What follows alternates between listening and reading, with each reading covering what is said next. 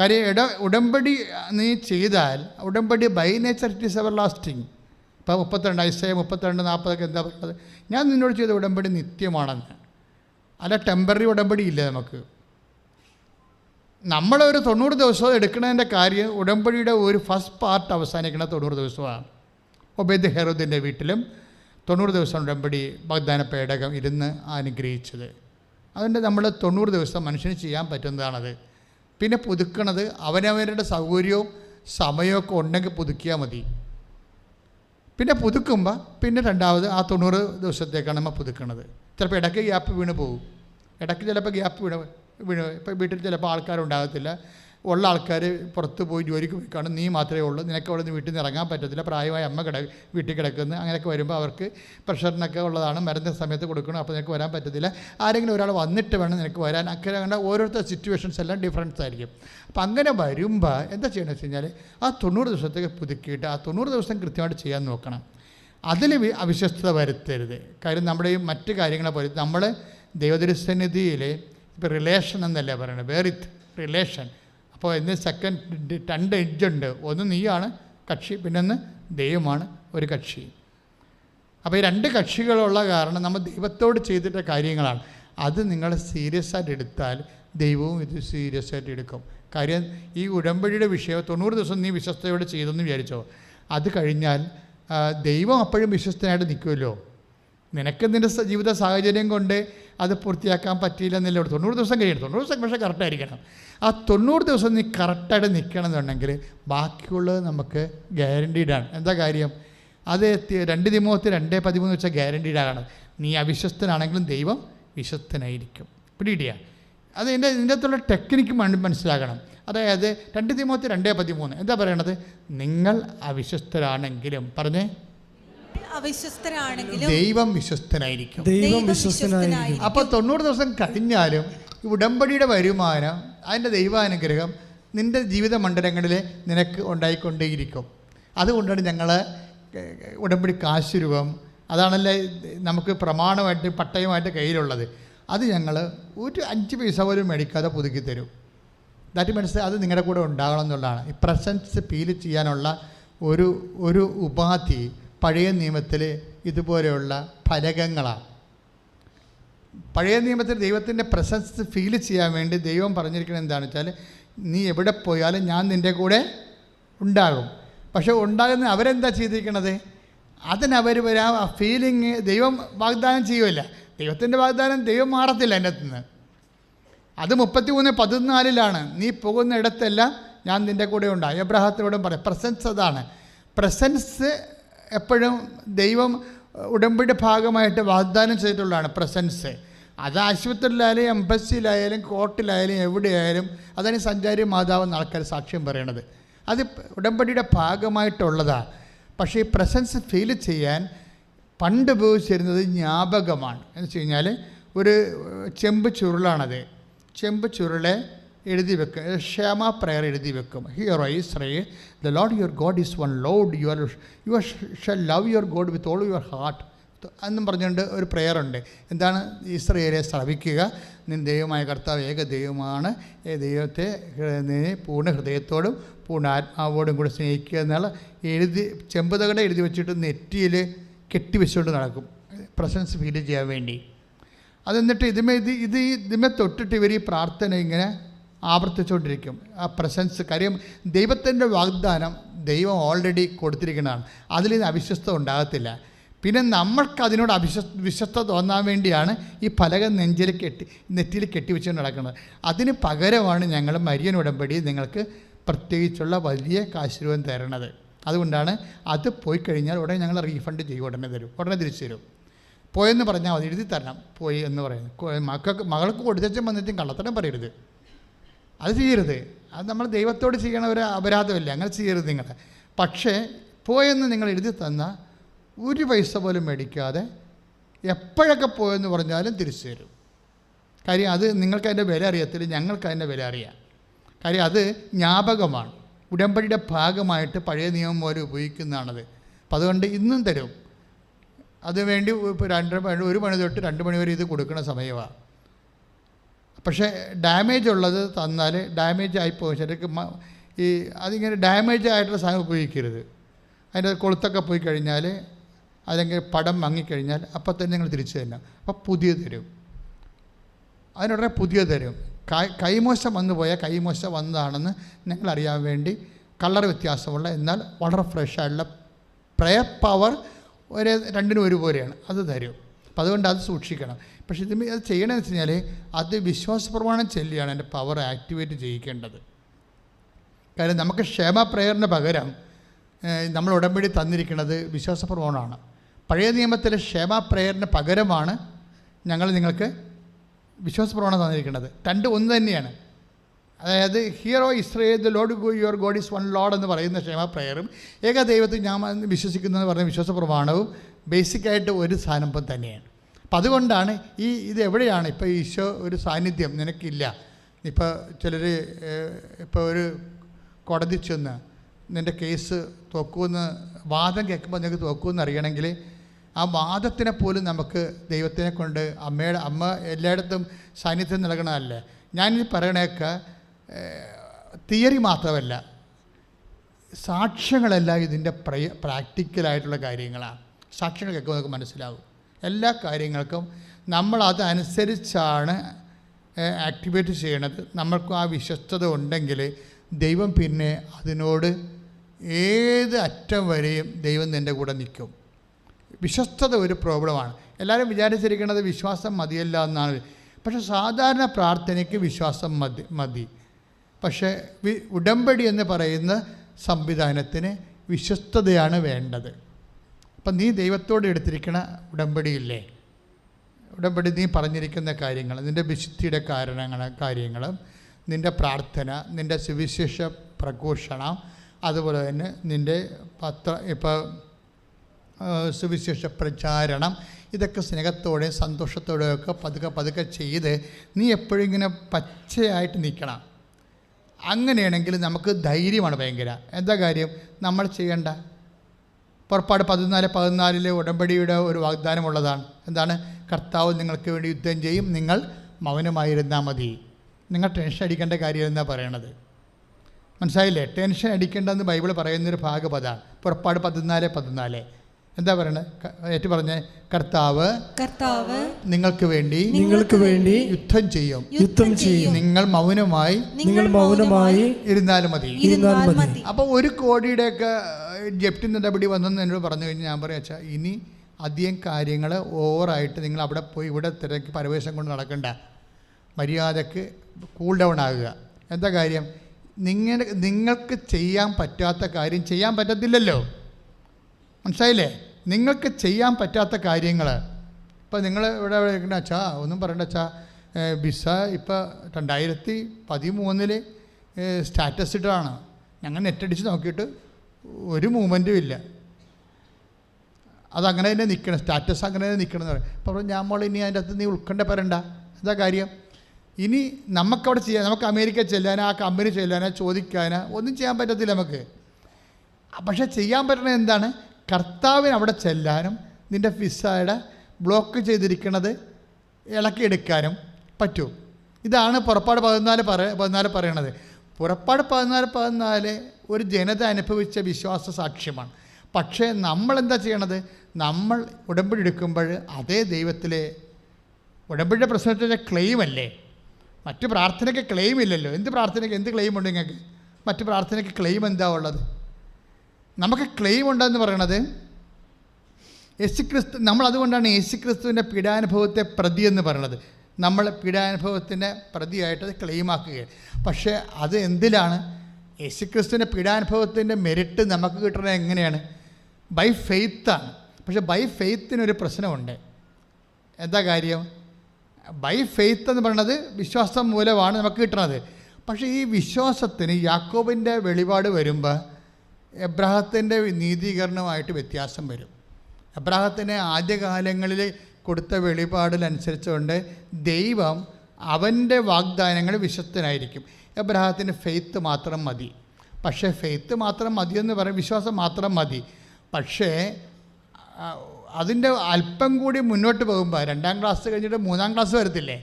അത് അല്ലെങ്കിൽ നമ്മൾ SSLC കഴിഞ്ഞിട്ട് പിന്നെ +1 കഴിഞ്ഞില്ലേ, അപ്പം മുന്നോട്ട് പുറകോട്ടാണ് നമ്മൾ പഠിക്കണം, അല്ലല്ല മുമ്പോട്ടല്ലേ പോണത്.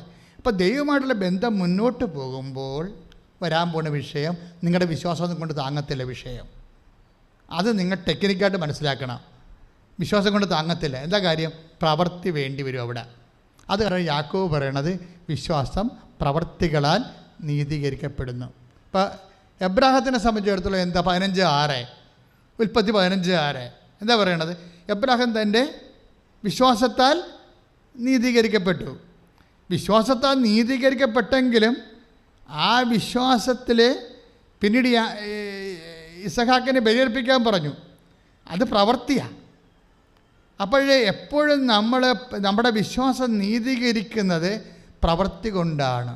ഇതുകൊണ്ടാണ് പ്രേക്ഷിത പ്രവർത്തനം തന്നിരിക്കുന്നത്. കുറേ പ്രവൃത്തി കൊണ്ടാണ് നിങ്ങളുടെ വിശ്വസ്തതയെ നീതീകരിക്കേണ്ടത്. എന്താണ്? ഞാൻ രോഗിയായിരുന്നു, നിങ്ങൾ എന്നെ സന്ദർശിച്ചു.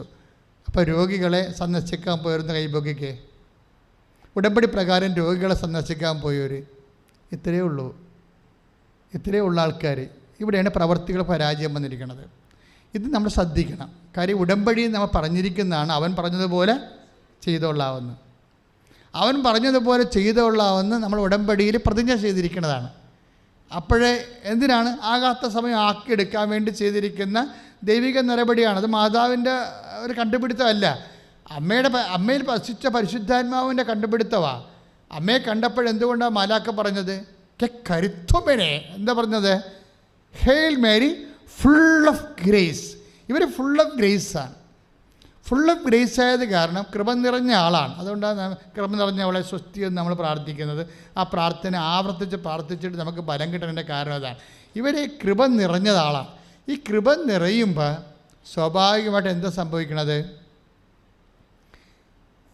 ആത്മാവിൽ സംഭവിക്കുന്ന കാര്യങ്ങൾ എന്താണ് ചെയ്യേണ്ടത്, എപ്പോഴാണ് ചെയ്യേണ്ടത്, എല്ലാം ഈ കൃപയിൽ അറിയാൻ പറ്റും.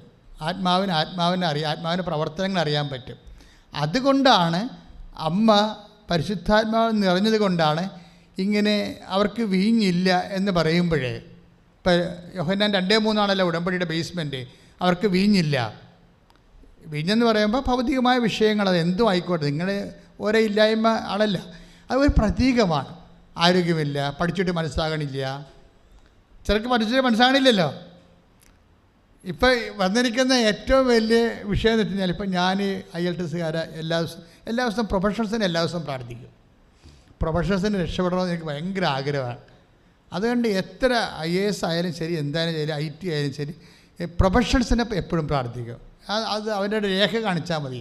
ഉടമ്പടി എടുത്ത് രേഖ കാണിച്ചാൽ അപ്പം തന്നെ വിളിപ്പിക്കുവരാ. കാര്യം അവർ രക്ഷപ്പെട്ട് കഴിഞ്ഞാൽ എനിക്കറിയാം അവരുടെ ചേട്ടനും അനുജനും ഒക്കെ രക്ഷപ്പെടും.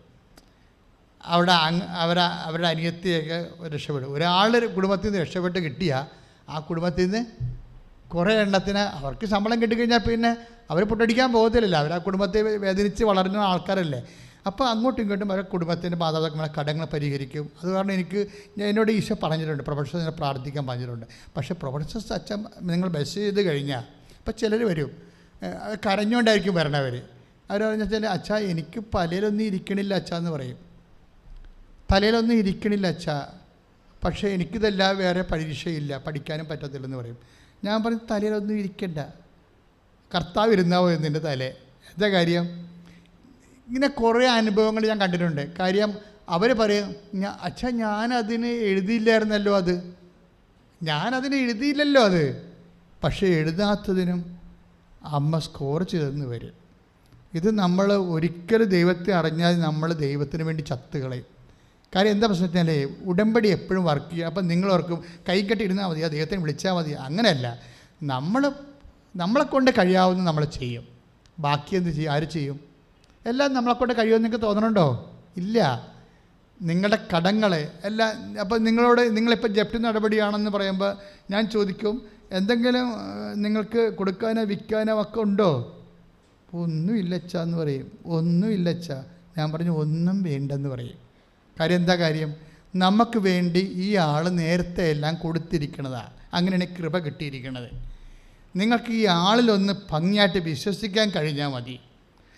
കൊടുക്കാനുള്ളതെല്ലാം ഈ ആൾ നേരത്തെ നമുക്ക് വേണ്ടി റെമിറ്റ് ചെയ്തിട്ടുണ്ട്. ആ ഒരു ബോധം ഉണ്ടാണ് നമുക്ക്. ഒക്കെ ഐശ്വര്യം കെട്ടുപോയെന്നൊന്നും പറയരുത്. ദൈവത്തിൻ്റെ നടപടിക്രമങ്ങളുടെ ഒരു ഭാഗമാണ് ഐശ്വര്യം പുനഃസ്ഥാപിക്കുക എന്നുള്ളത്. അതുകൊണ്ടാണ് ഐസയ ഈ ഉടമ്പടി വെളിപ്പെടുത്തിയ ആദ്യ നിമിഷം എന്താ പറഞ്ഞതെന്നറിയാവോ? അനുസരിച്ചാൽ നീ ഐശ്വര്യം പ്രാപിക്കോ. ഐസയ 1:19. ഇപ്പം സങ്കീർത്തനം എന്താ പറയണത്? നെഗേബിലെ ജലപ്രവാഹങ്ങൾ ഇടയ്ക്ക് ഇത് നമ്മുടെ ഭാരതപ്പുഴ പോലെയാണ്. ഇടയ്ക്ക് മാർച്ച് മാസമാകുമ്പോൾ ഉണങ്ങിപ്പോവും. ഭാരതപ്പുഴ ഞാൻ ഇടയ്ക്കൊക്കെ പണ്ട് ധ്യാനിപ്പിക്കാൻ നടക്കുന്ന കാലത്ത്, പുറത്തൊക്കെ ധ്യാനിപ്പിക്കാൻ നടക്കുന്ന കാലത്ത് ഭാരതപ്പുഴയ്ക്ക് ഇറങ്ങി നിൽക്കും. കാര്യം എനിക്ക് ഭയങ്കര ഇഷ്ടമുള്ള നദിയായിരുന്നു പണ്ടും. ഞാൻ പെരിയാറിൽ കുറേ നാൾ ആലുവപ്പുഴ താമസിക്കുമ്പോൾ പുഴകളോട് എനിക്ക് ഭയങ്കര ഇഷ്ടമാണ്. അപ്പം ഭാരതപ്പുഴയ്ക്ക് നടന്നു പോകാം നമുക്ക് മാർച്ച് മാസത്തിലൊക്കെ. പക്ഷേ അത് പിന്നെ വരണത് എപ്പോഴാണ്? ജൂൺ മാസത്തിലാകുമ്പോഴാണ് വീണ്ടും പുഴയിൽ വെള്ളമാകണത്. അതുപോലെ ഒരു പുഴയാണ് നെഗേബിലെ ജലപ്രവാഹങ്ങളെ എന്ന പോലെ. ഒന്ന് പ്രാർത്ഥിച്ചേ. നെഗേബിലെ ജലപ്രവാഹങ്ങളെ എന്നതുപോലെ കർത്താവേ ഞങ്ങളുടെ ഐശ്വര്യം പുനഃസ്ഥാപിക്കണമേ. അപ്പൊ ഇത് സങ്കീർത്തനം 126:4. ഇതിന് മറുപടി പറയണത് പരിശുദ്ധാത്മ പറയും. എപ്പോഴാണ് ഐശ്വര്യം പുനഃസ്ഥാപിക്കണത്? അനുസരിച്ചാൽ.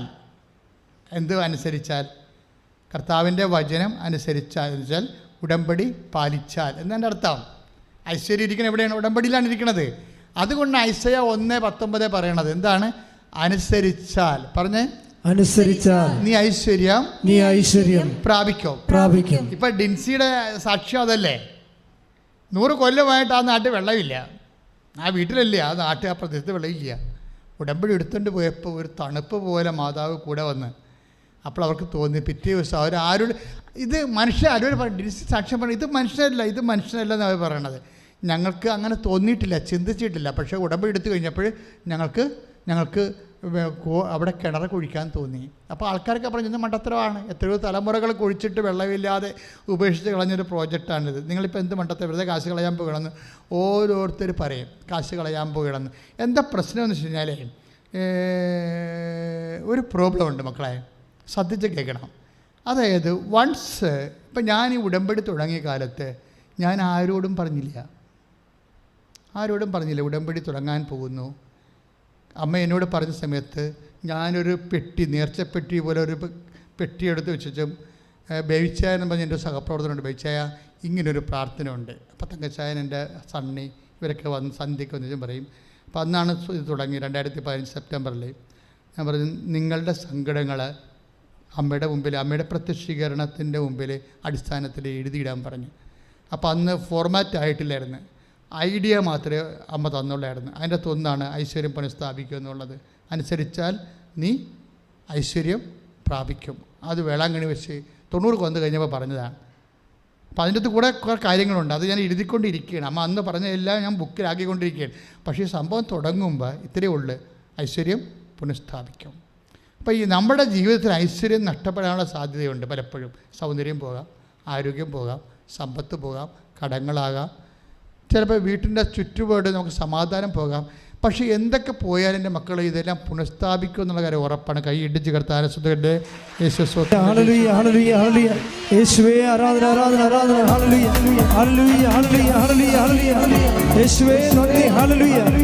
പരിശുദ്ധ പരമദിവ്യകാരുണ്യത്തിന് നേരവും ആരാധനയും സ്തുതിയും പുകഴ്ചയും ഉണ്ടായിരിക്കട്ടെ. അപ്പോൾ ഐശ്വര്യം പുനഃസ്ഥാപിക്കുക എന്നുള്ളത് ദൈവം ആഗ്രഹിക്കുന്നൊരു കാര്യമാണ്.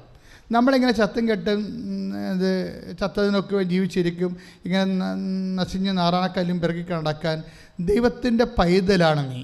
അങ്ങനെ ഇങ്ങനെ നശിച്ചു പോകാൻ ദൈവം ആഗ്രഹിക്കണില്ല. അതുകൊണ്ട് ആ ഐശ്വര്യം പുനഃസ്ഥാപിക്കുമെന്ന് പറയണത്. പക്ഷേ എങ്ങനെ പുനഃസ്ഥാപിക്കുമെന്ന് പറയണത്? അനുസരിച്ച പോലെ. യേശയ്യ 1:19 അനുസരിച്ചാൽ പറഞ്ഞ് എന്ന് വെച്ച് കഴിഞ്ഞാൽ അവൻ്റെ വചനം അനുസരിച്ചുകൊണ്ട് അവൻ പറയണ പോലെ ചെയ്തുകൊണ്ട് കർത്താവിൻ്റെ വചനപ്രകാരം ജീവിച്ചാൽ നിൻ്റെ ഐശ്വര്യം പുനഃസ്ഥാപിക്കും. അതിനുശേഷം നഷ്ടപ്പെട്ടു പോയ എല്ലാ സംഭവവും. ഇപ്പം ഈ കേസ് തന്നെ നമ്മൾ അപ്പോൾ ആദ്യം എടുത്ത കേസ് എടുക്കാമല്ലോ. ഈ കേസിൻ്റെ പ്രത്യേകത ഡിൻസി പറയണത്, ഞങ്ങൾ ആൾക്കാരോടൊന്നും ആൾക്കാരൊക്കെ വന്ന് പറഞ്ഞു ഇന്ന് മണ്ടത്തരമാണ് ഈ കാണിക്കേണ്ടത്, ഇങ്ങനെ ചെയ്യരുത്, കാശ് പോകാൻ വെറുതെ എന്തിനാ, ആര് പറഞ്ഞു നിങ്ങളോട് ഇപ്പോൾ ഇത് ചെയ്യാൻ, ഇപ്പോൾ വെള്ളം കിട്ടുമോ നിങ്ങൾക്ക് എങ്ങനെ തോന്നി? അതിനൊന്നും ആർക്കും മറുപടിയില്ല. ഇപ്പോൾ വെള്ളം കിട്ടുമെന്ന് എങ്ങനെ തോന്നി? 100 കൊല്ലമായിട്ട് കുഴിച്ചിട്ട് വെള്ളം കിട്ടാത്ത സ്ഥലത്ത് ഇപ്പോൾ വെള്ളം കിട്ടുമെന്ന് എങ്ങനെ തോന്നി? ആരും നിങ്ങളോട് പറഞ്ഞു എന്നൊക്കെ ചോദിക്കണം. പക്ഷെ അതിനൊന്നും അവർക്ക് മറുപടിയില്ല. പക്ഷെ ആന്തരിക ഒരു ബോധ്യമുണ്ട്. മനുഷ്യൻ്റെ മറുപടിയൊന്നും ഇല്ലെങ്കിൽ അവർക്ക് ആന്തരിക ബോധ്യമുണ്ട്. കർത്താവ് ഞങ്ങൾക്ക് വെള്ളം തരാൻ പോകുന്നു എന്നുള്ളത്. അവർ കുഴിച്ച് വെള്ളമില്ല, പല പരിപാടി. അപ്പോൾ ഇവരുടെ ഇൻസിന്ന് വെച്ചാൽ പോയി ഉപ്പ് കൊണ്ടുവന്നിട്ട് കുഴിക്കളറിൻ്റെ കത്തേക്കിട്ട്. ഉപ്പെന്ന് പറയുമ്പോൾ ഉപ്പ് നമ്മൾ ഇടുമ്പോൾ ശ്രദ്ധിക്കേണ്ട വിഷയം വെച്ചാൽ വിശ്വാസ പ്രമാണം ചൊല്ലി വേണം ഇടാൻ. കാര്യം ഉപ്പ് വിശ്വസ്തതയുടെ അടയാളമാണ്. നിങ്ങൾ തമ്മിലുള്ള എവർലാസ്റ്റിംഗ് കവനൻ്റ് അല്ലേ, വിശ്വസ്തയുടെ അടയാളമാണ്, പ്രിസർവേറ്റീവാണ്. നിൻ്റെ ഉടമ്പടിയെ സംരക്ഷിക്കുന്നത് ആരാണ്? ഉപ്പാണ്. വിശ്വസ്തതയെന്ന് പറയുന്നതാണ് ഉപ്പ്. ഈ വിശ്വസ്തയുടെ അടയാളമായിട്ടാണ് ഉപ്പ് തരണത്. അപ്പോൾ ഇതുകൊണ്ട് ഇവർ വിശ്വാസ പ്രമാണം ചൊല്ലിയിട്ടു. ഇടുമ്പോൾ അവർക്കൊരു ഐഡിയ വന്നു. എന്താണെന്നറിയുക? കൃപാസനം മാതാവിൻ്റെ ഫോട്ടോ കൊണ്ടുവന്ന് പാറപ്പുറത്ത് വെക്കുക. അടുത്ത ഐഡിയ ആണ്. ഈ ഐഡിയയൊക്കെ നമുക്ക് വിശ്വാസിക്ക് മാത്രമേ മനസ്സിലാകത്തുള്ളൂ, അല്ലേ? വിശ്വാസം എല്ലാവർക്കും മനസ്സിലാകുക. പിന്നെ മാതാവിൻ്റെ രൂപം കൊണ്ട് പാറപ്പുറത്ത് വെച്ച് ഇല്ലാത്ത വെള്ളം എങ്ങനെ ഉണ്ടാകുന്നവർ ചോദിക്കും. അതുകൊണ്ടാണ് ഈശോ പറയണത്, നീ പോകുമ്പോൾ ദൗത്യമായിട്ട് പോകുമ്പോൾ ആരെയും അഭിവാദനം ചെയ്യരുതെന്ന് പറയും. കർത്താവ് കൊടുക്കുന്ന നോട്ടാണത്. അതെപ്പോൾ നിങ്ങൾ ശ്രദ്ധിക്കണം. ആന്തരിക ബോധ്യം കിട്ടിയാൽ ഇത് പാപികളുമായിട്ട് ഷെയർ ചെയ്യരുത്. പാപികൾ പറഞ്ഞാൽ നമുക്ക് ആരെയും വിധിക്കാൻ പറ്റത്തില്ല. പക്ഷേ ദൈവത്തെ അംഗീകരിക്കാത്ത ആൾക്കാരും പ്രാർത്ഥനയെ ജീവിക്കാത്ത ആൾക്കാരുമായിട്ട് നിൻ്റെ ആധ്യാത്മികത നീ ഷെയർ ചെയ്യരുത്. ഞാൻ ഉടമ്പടി എടുത്ത കാലത്ത് ആരോടും പറയത്തില്ല ഞാൻ എന്താ ചെയ്യാൻ പോകണമെന്നൊന്നും പറയത്തില്ല. അമ്മ എനിക്കുന്ന ബോധ്യമാണ്. ഞാൻ പറയും കാത്തിരുന്ന് കാണാം എന്നത് മനസ്സിൽ അത്രയേ ഉള്ളൂ. ഇപ്പോൾ 10,000 ഹേ ഗ്രേഡ് സാക്ഷ്യം 10,000 സാക്ഷ്യം 10-30,000 ഉണ്ട്. അതല്ല എ ഗ്രേഡ് എന്ന് പറഞ്ഞത് പക്ക ഉടമ്പടിയുടെ സാക്ഷ്യങ്ങളായിട്ട് മാത്രം. മേജറാണ് എല്ലാം വരണത്. ഉടമ്പടിയുടെ ഒരു ഫീച്ചർ എന്ന് പറയുന്നത് മേജറായിട്ടുള്ള സംഭവങ്ങൾ. മേജർ കഴിഞ്ഞ ദിവസങ്ങളിൽ ഒരു ചേച്ചി ഒരു സാക്ഷ്യം പറഞ്ഞു. അവർ താമരശ്ശേരി ഇടവകയാണ്. താമരശ്ശേരി നമ്മുടെ ഇതിലേ ഉണ്ടത്. അതായത് അവരുടെ സാക്ഷി എനിക്ക് ഭയങ്കര ഇഷ്ടപ്പെട്ടായിരുന്നു. കാര്യം അതൊരു മേജർ സബ്ജക്റ്റാണ്. കാര്യം ഇവരുടെ വിഷയം എന്ന് വെച്ചാൽ അവിടെ ഒരു മറിപ്പുഴ അങ്ങനെ എന്തോ സാധനമുണ്ട്. ആ പുഴയിൽ ഒരു ജലവൈദ്യുത പദ്ധതി ഗവൺമെൻറ് അനൗൺസ് ചെയ്തായിരുന്നു 17 വർഷം മുമ്പ്. എന്നിട്ട് ഈ ഗവൺമെൻറ്റിൻ്റെ ഒരു കുഴപ്പം അറിയാമല്ലോ, പദ്ധതി വന്നാൽ അനൗൺസ് ചെയ്ത് പോയി കഴിഞ്ഞാൽ പിന്നെന്താ കുഴപ്പം? അവർ സ്ഥലം എടുക്കത്തുമില്ല, നമുക്കത് വിൽക്കാനും പറ്റത്തില്ല, പിന്നെ അതിന് വിലയും കിട്ടത്തില്ല, അത് ഫ്രീസായി പോകും. അത്രയും സ്ഥലം 27 കുടുംബങ്ങളുടെ സ്ഥലമാണ് മറിപ്പുഴ ഫ്രീസായി പോയിരിക്കുന്നത്. 27 കുടുംബങ്ങൾ. എന്താ ചെയ്തിരിക്കുന്നത് അറിയാമോ? അതും ഒരു ബലമും കൂടാണ്. ഗവൺമെൻറ് ഇത് പദ്ധതി അനൗൺസ് ചെയ്തിട്ട് 17 കൊല്ലമായി. സർവേയൊക്കെ നടത്തി ഗവൺമെൻറ് ഈ പറഞ്ഞ പോലെ കുറ്റിയൊക്കെ അടിച്ചിട്ടിരിക്കുകയാണ്. പിന്നെ എന്ത് ചെയ്യും? അനക്കമില്ല. അനക്കമില്ല വന്നപ്പോൾ എന്ത് ചെയ്ത് ആൾക്കാർ എപ്പോഴായാലും ഗവൺമെൻറ് എടുക്കുമല്ലോ എന്ന് വിചാരിച്ചുകൊണ്ട് 3 ലക്ഷം രൂപ ആണ് അതിൻ്റെ ഒരു ഏക്കറിന് സ്ഥലം. അവിടെ ഒരു സെൻറ്ററിനല്ല, 3 ലക്ഷം രൂപ ഒരു ഏക്കറിനാണ്. അതിനാണ് അന്ന് എഗ്രിമെൻ്റ് ആയത്. ഈ ഒരു ഏക്കറിന് 3 ലക്ഷം രൂപ മലമുകളിലാണേ. അപ്പോൾ എന്താ വെച്ചാൽ ഈ ആൾക്കാരെല്ലാം അവിടെ നിന്ന് 27 കുടുംബങ്ങളിൽ 10-30 താഴേക്ക് ഇറങ്ങി വന്ന് താഴെ വരാങ്ങളിൽ പോയി 2-3 സെൻറ്റൊക്കെ വാങ്ങിച്ചിട്ട് താമസിക്കും. ചില ആൾക്കാർ വാടകയ്ക്ക് പോയി. കാര്യം ഇവിടെ കിടക്കാൻ പറ്റത്തില്ലല്ലോ. ഇപ്പോൾ എന്താ ഗുരുതരമായ പ്രശ്നം എന്താണെന്ന് നിങ്ങൾക്ക് മനസ്സിലായ? അതായത് ഗവൺമെൻറ് ആ പദ്ധതി ഉപേക്ഷിക്കുകയും ചെയ്ത്, അതാണ് സംഭവം. ഈ ആൾക്കാർക്ക് അവിടെ താമസിക്കാതെ 27 കുടുംബങ്ങളെ ഉണ്ടായിരുന്നു. ഇപ്പോൾ അതിൻ്റെ 5-6 കുടുംബങ്ങളെ അവിടെ ഉള്ളൂ. അത് കാരണം പഴയ കാട്ടുപന്നി അതുപോലെ തന്നെ പുലിയൊക്കെ കയറാൻ തുടങ്ങിയതിൻ്റെ അടുത്ത്. കാര്യം എന്താ? കാടായില്ലേ, ആൾക്കാർ പോകുന്നില്ലേ? ഒരു ദുരന്തം വന്ന വഴികളാണ്. അപ്പോൾ ആ 6 പേരുടെ കൂട്ടത്തിൽ ഒരു ചേട്ടത്തി വന്ന് അമ്മയോട് പറഞ്ഞ്, അമ്മേ ജീവിതം തീർന്ന്, ഇറങ്ങാനും പറ്റുന്നില്ല, അവിടെ താമസിക്കാനും പറ്റത്തില്ലെന്ന് പറഞ്ഞു. ഇറങ്ങാനും പറ്റത്തില്ല, അവിടെ നിന്ന് ഇറങ്ങാനും പറ്റണില്ല, എവിടെ പോകാനാ? അവിടെ താമസിക്കാനും പറ്റത്തില്ല. അതുകൊണ്ട് അമ്മ അവരൊന്ന് ഉടമ്പടി ചെയ്ത് കഴിഞ്ഞപ്പോൾ ഷീസ് ഇൻസ്പിരിറ്റഡ്. ഉടമ്പടി കഴിഞ്ഞ് സംഭവിക്കുന്ന കാര്യങ്ങൾ നിങ്ങൾ ചങ്കെ കൊണ്ടാണ് കൃത്യമായിട്ട് ഒക്കട്ടെ എന്നൊക്കെ പറഞ്ഞ് ചെയ്യുമ്പോഴാണ് കുഴപ്പം വരുന്നത്. അല്ലെങ്കിൽ പ്രസൻസ് ഒന്നും, ഉടമ്പടിയുടെ മെയിൻ പ്രസൻസാണ്, സാന്നിധ്യമാണ്. I will come with you എന്നല്ല പറയണത്. അതാണ് പുറപ്പാടിൻ്റെ 33:14, ഞാൻ നിൻ്റെ കൂടെ വരും. ഇവർക്ക് ഉടനെ ഒരു ആവേശമുണ്ടായി ഉടമ്പടി ചെയ്തോടുകൂടി. ഇവർ നേരെ ഉടമ്പടി ചെയ്ത് വീട്ടിൽ ചെന്ന് വെച്ചു അമ്മയോട് പറഞ്ഞല്ലോ അണക്കെട്ടിലെ കാര്യം പറഞ്ഞു. അണക്കെട്ടൊന്നുമില്ല, ഇപ്പോൾ ആ ഗവൺമെൻറ് പ്രോജക്റ്റ് കളഞ്ഞു. ഉടനെ ഇവർ ചെന്ന് വെച്ചും ഈ ഉടമ്പടി എടുത്തു കഴിഞ്ഞപ്പോൾ ഇവർക്കിതുപോലെ ദൈവത്തിൻ്റെ ശക്തി ആവേശം ഉണ്ടായി. ഇവർ വീട്ടിൽ ചെന്ന് വെച്ചും അപ്പം മകൻ വന്നു. മകനോട് പറഞ്ഞു, എടാ മുഖ്യമന്ത്രി വിളിക്കടാന്ന് പറഞ്ഞു. ഒരു വിഷയത്തിൻ്റെ പോക്കുണ്ട്, അതിൻ്റെ എടാ മുഖ്യമന്ത്രി വിളിച്ചടാന്ന് പറഞ്ഞു. ഉടനെ എന്തിനാണ് അമ്മേ?